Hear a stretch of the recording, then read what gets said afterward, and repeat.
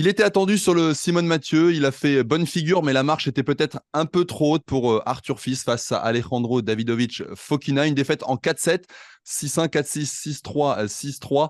Euh, on en parlait du français hier dans ce podcast. Il montrait de la sérénité. On l'a quand même senti, Cyril, peut-être un peu tendu en début de match. Il a rapidement été mené 4-0. Il perd le premier 6-1 en montrant pas grand-chose. Est-ce qu'il a été rattrapé? En plus, avec l'ambiance du Simone Mathieu, tu peux nous en dire un mot, qui était bouillante. Comment tu l'as trouvé, le français Arthur Fils? Un peu timide et c'était vrai que Davidovich Fokina en plus en face a tout fait pour montrer que il allait rien laisser passer. Il a fait un premier set comme dans un rêve l'Espagnol quand même avec beaucoup de points gagnants, beaucoup d'autorité. Et au final presque satisfait d'avoir au moins une réaction d'orgueil de la part de Fils dans ce deuxième set et même dans les autres sets qui étaient quand même beaucoup plus accrochés parce que j'ai eu un peu peur à la fin du premier que ça tourne en 3 sets sans histoire. Bon, bah voilà, il est finalement Arthur Fils, il est à sa place. Il a vécu quand même une grande première en Grand Chelem face à un joueur qui était costaud, qui l'a beaucoup fait travailler, dans une ambiance effectivement qui était plutôt très sympa, qui Ambiance Coupe s'apparentait Davis, presque à hein, de comme la. disait Ouais, ouais, ouais. Laurent au début. À l'échauffement, il y a quand même eu des huées pour Davidovich Fokina. Donc voilà, fallait qu'il soit solide lui aussi pour l'emporter. Et puis, bah, Fils, ça va être une expérience qui va lui servir parce que jouer sur ce genre de cours-là, face à ce joueur de joueur-là, voilà, après avoir remporté son premier titre à Lyon, on savait qu'il y aurait peut-être une petite fatigue physique qui s'est un petit peu aperçue dans le quatrième set. Voilà, il est à sa place finalement. Laurent, on y a cru quand même cet éventuel cinquième set. On rappelle, dans le quatrième set, il mène 3-0 Fils avant de prendre 6 jeux d'affilée. Donc là, comme dit Cyril, c'est peut-être un problème physique. C'est dommage. Oui, c'est dommage, mais il me semble pas que sur l'ensemble du match, il puisse avoir de gros regrets quand même. Il a été battu par plus fort que lui. Euh, Franchement, par rapport, on en avait parlé dans l'émission d'hier.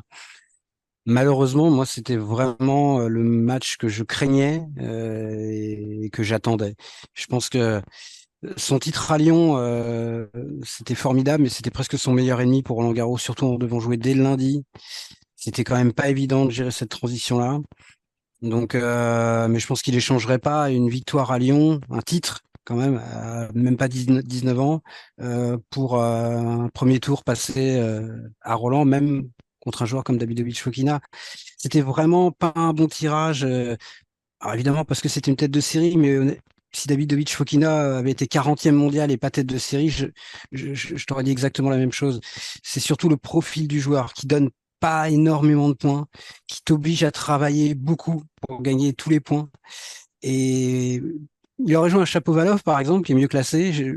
J'aurais été plus confiant pour lui parce que c'est un style de jeu, surtout sur terre battue, qui est moins exigeant et qui lui aurait permis peut-être de faire un autre match.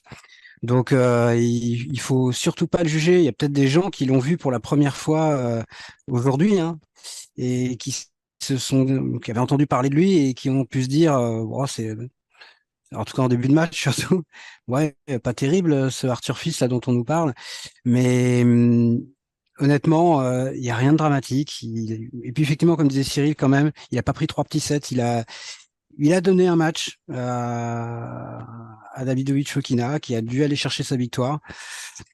Moi, je trouve ça très prometteur ce qu'il fait depuis 4-5 mois et qu'il est perdu au premier et au deuxième, au troisième tour, ça change pas grand-chose. Moi, je trouve ça plus significatif d'aller chercher un titre. Alors, même s'il a bénéficié d'une disqualification et d'un abandon, il a quand même battu des bons joueurs. J'ai battu Cerundolo en finale qui venait de coller 3-0 à Nori en demi. La façon dont il a géré aussi cette finale devant le public français, c'était quand même pas évident. Donc, il va apprendre aussi à travers des matchs comme ça. On rappelle, c'était son premier match en 3-7 gagnants, par exemple. Donc, tout ça, ça s'acquiert avec le temps. Et moi, je suis vraiment optimiste pour la suite. Mais pour ce qui est du match d'aujourd'hui, je suis malheureusement pas surpris ni du déroulement ni du dénouement.